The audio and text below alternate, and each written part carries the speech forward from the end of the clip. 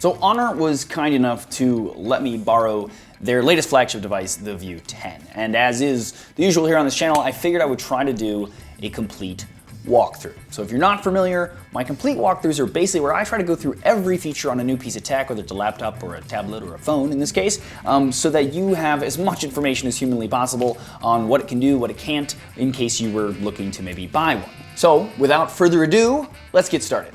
First up, the hardware. Now the device has a super minimalistic look to it, and it comes in either blue, at least on Amazon, or black. Blue is what I have here. Now the device is made out of aluminum and feels pretty light.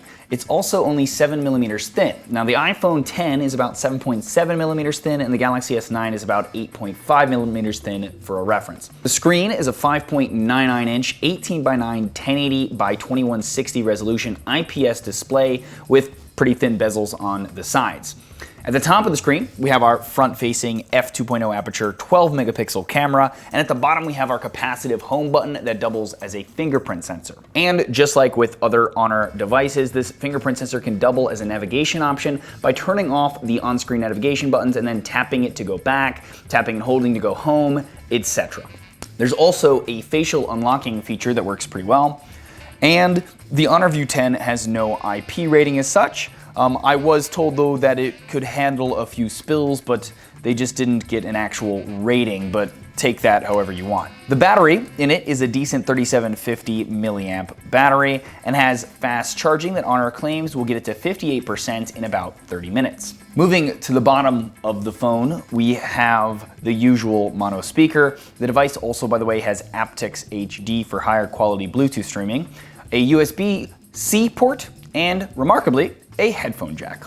On the left side, we have our dual SIM card slot that also allows you to put a micro SD card in SIM slot 2 instead of another SIM if you want. On the right, we have our volume rocker and power button, and at the top we have an IR blaster, which we'll get to more in a sec. Finally, the device is powered by the Kirin 970 chipset and paired with either a 128 gig storage and 6 gigs of RAM, or a 64 gigs of storage and the choice of 4 or 6 gigs of RAM. On Amazon, there doesn't seem to be that many options. It's just the 128 with the 6 gigs of RAM. But it supports also 1.2 gigabit LTE. Software-wise, the Honor View10 is running on Android 8.1 with EMUI 8.1 on top. Since it's the same variety as EMUI that we're used to seeing on other devices, I won't go into it too much, but really quick, let's just run down the apps that Honor has added to the device. First, we have Backup, which is a phone backup and restore program. Files, which is their own file explorer that can sort by the type of file or location. Flashlight, which is used to magically illuminate things behind the phone when you tap this button. Gallery, their own photo album that sorts photos and videos by albums and locations. Notes, a simple note-taking application. Phone Clone, which allows you to download the app on another phone and quickly transfer all of your photos, videos, apps, etc. from one device to the other. Phone Management, which is their own app for cleaning up the cache, storage, monitoring or limiting mobile data, battery monitoring, and even scanning for viruses. Recorder, which is a simple voice recording app. Smart Remote, which uses that built-in IR blaster that we talked about a minute ago to use the phone as a universal remote to control any number of devices from TVs to air conditionings to cameras, etc.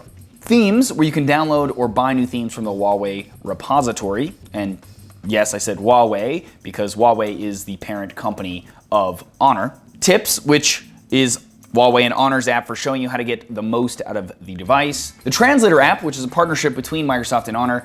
It's basically the same app that we find at the Play Store, but Honor says that Microsoft has tuned it so that it uses the neural processing unit in the Kirin 970, and so it can translate a lot faster than normal. And now let's talk about the camera. The Honor View10 has a dual camera setup featuring an RGB camera that is 16 megapixels paired with a 20 megapixel monochrome camera.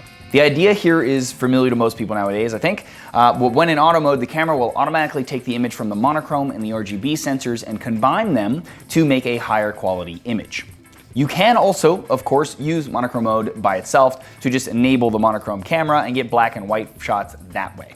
Now for stabilization, there is only electronic of some sort available instead of optical. Now it does utilize the Kirin 970's NPU for AI scene detection that in auto mode will detect what you are trying to shoot and automatically adjust the camera settings for you to optimize for that type of photo. Now, Unlike the new P20 that just came out and P20 Pro that allows you to X out of this so that you don't have to use those settings, this one works like the Mate 10 Pro and doesn't give you that option to disable it. Now, going through the camera modes, we have the following besides our normal photo and video mode.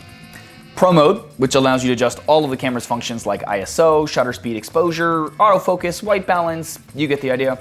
Time lapse, which allows you to shoot at lower frame rates to have a sped up video. HDR, which is a mode on Huawei devices instead of just being automatically detected in auto mode like most manufacturers, which I don't understand. Light painting, which allows you to create long exposure photos that you've undoubtedly seen on social media somewhere that allow you to paint with a flashlight or some other light source. And portrait mode, which allows you to blur out the background and keep the subject in focus, as we're used to seeing nowadays on a lot of different devices. And there we go. That's basically everything that I could find on the phone while I've been messing with it. Let me know what you guys think of the phone, of this video, of these types of videos, the complete walkthroughs. I'd love to hear if you guys want me to keep doing them. I've been doing them because you keep saying to, but just to make sure. Otherwise, if you like this video, please thumbs up it or share it. It's greatly appreciated. If you really liked it, check out the rest of the channel. If you like what you see there, I do a lot of other things like tips and tricks on Tuesday. We do some experiments like, does the iPad charger charge faster than the regular one? By how much? Those kinds of things. Camera comparisons and a lot of other stuff, so check it out. If you like what you see there, please subscribe and don't forget to tap the bell next to the word subscribe so you're notified when I do new videos. And that's the end of my rant. I appreciate it. As always, guys, regardless, thanks for watching.